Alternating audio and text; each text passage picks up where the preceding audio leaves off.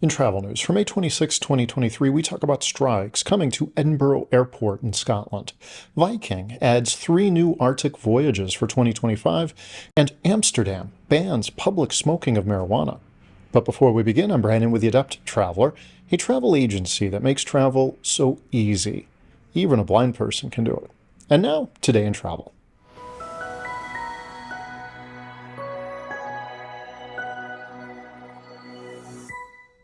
Travelers planning on journeying through Edinburgh, Scotland this summer might need to brace themselves for potential disruptions. An ongoing dispute over pay and working conditions has raised the specter of strike action at Scotland's busiest airport, Edinburgh Airport, threatening to disturb the peak travel season. Edinburgh Airport is a crucial gateway with more than 14 million passengers passing through annually. However, the air of uncertainty hanging over the airport has stemmed from a unanimous decision by a considerable portion of the workforce to take action against what they perceive as unfair remuneration. In a recent development, Workers' Union Unite has reported that a significant majority of their members at the airport are advocating for industrial action. The turnout and support for this potential strike was remarkably high, with 85% of union members endorsing the move, underlining a depth of dissatisfaction with current pay scales and working conditions. The nature of the roles that these employees play is of significant concern to the airport's operational continuity. These roles span from airport security, terminal operations, and flight processing to airside service and supply delivery. Any strike action from these crucial sectors would almost certainly affect the smooth operation of the airport and possibly disrupt travelers' plans. Previously, airport management had proposed a pay increase that was deemed inferior compared to the terms accepted by their counterparts at Gatwick, another busy UK airport. The comparison with Gatwick brought the issues into sharp focus, as the workers there had received a 12% pay raise along with a one-time cash bonus. The offer for the Edinburgh airport staff, in contrast, was an 11% increase with a lesser one-time bonus. The union is arguing for a comparable valuation of their members at Edinburgh Airport to those at Gatwick Airport. The fact that the pay dispute is not isolated to Edinburgh but is also brewing among over 400 workers at Glasgow Airport amplifies the seriousness of this issue in Scotland's aviation sector. Roles under the spotlight for potential industrial action in Glasgow range from cleaning staff and airport security to fire safety personnel, airfield operation officers, and engineering technicians. If these workers also decide to strike, it could compound the already tense situation in Scotland's airport services. It is becoming increasingly clear that the workers are demanding more satisfactory pay raise offers. The absence of such offers, in some cases, has fueled the union's resolve to strike if necessary.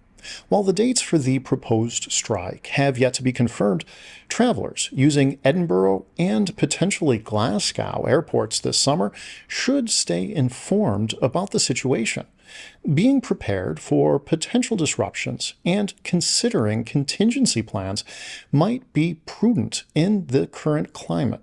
Meanwhile, all eyes will be on the airport management and the union, hoping for a resolution that could prevent what could be a significant travel disruption in Scotland's busiest airports. Travelers seeking to satisfy their spirit of adventure have reason to be excited as Viking has expanded its 2025 collection with 3 new Arctic voyages. These excursions, promising a blend of exploration and comfort, are set to traverse the serene landscapes of Canada and Greenland's polar north. The shortest itinerary, lasting 13 days, is titled Into the Northwest Passage. It is a round-trip journey starting and ending in Nuuk, Greenland. This voyage will take travelers to breathtaking locations. Passengers will also have the opportunity to partake in 8 unique tours throughout their journey. Next up is the 15-day Canada and Greenland Explorer itinerary. This journey kicks off in Toronto, Canada, and concludes in Nuuk, Greenland. This tour also includes 11 diverse tours for passengers to enjoy. The grandest of the new voyages is the 27-day Canada and the Northwest Passage journey. This voyage sails through the entire Northwest Passage and visits Newfoundland, Quebec, and Toronto, where the journey concludes. This comprehensive voyage includes 8 tours for passengers. Viking's chairman expressed his excitement for these new itineraries, linking Viking's heritage with the spirit of exploration. According to him, there is no better way to experience the pristine beauty of Greenland and the Canadian high Arctic than on board Viking's purpose-built expedition ships. These new offerings from Viking cater to travelers' growing demand for experiential travel that combines the thrill of discovery with luxury and comfort. As such, these Arctic voyages present a unique opportunity for those seeking new horizons and cultural encounters in some of the world's most untouched regions. Amsterdam's red light district, renowned for its unique combination of canal-lined streets, bustling brothels, marijuana cafes, and sex clubs, saw the implementation of a new regulation on Thursday. As part of the city's effort to revamp the district, a ban on smoking marijuana in public spaces has been enforced. The historic district, which attracts millions of tourists annually, is known for its tolerant stance on marijuana and the sex trade. However, the local residents have often voiced concerns about the nuisance created by the district's attractions. In response to these concerns, the city's mayor has initiated this measure, aimed at controlling drug consumption on the district's streets. Violators of the new regulation risk a fine of $110. The mayor is committed to improving the conditions for sex workers, reducing crime, and addressing excessive drug and alcohol usage in the district. This recent ban on public marijuana smoking is just one component of a broader strategy to reconfigure Amsterdam city center. Discussions are currently underway to shift sex and drug tourism from the city center to other areas. However, these proposed changes have faced opposition from residents in the areas being considered as potential alternatives. Despite the opposition, the city government is intent on pushing forward with reforms. While the new regulation restricts public smoking of marijuana, consumption of the drug inside coffee shops and on their terraces is still permitted in the district and across the city.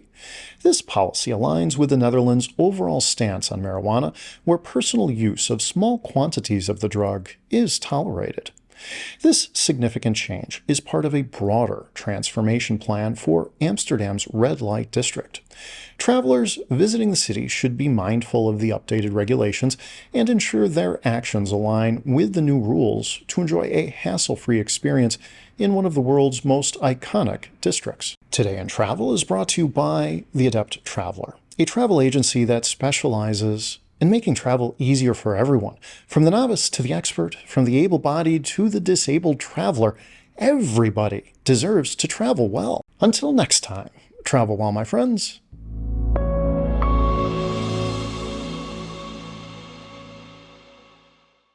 Deemed inferior compared to the one These journeys offer an experiential significant concern to the airport's operational continuity. To the airport's operational continuity. The nature of the roles that these employees play are demanding more satisfactory pay raise offers. The absence of such offers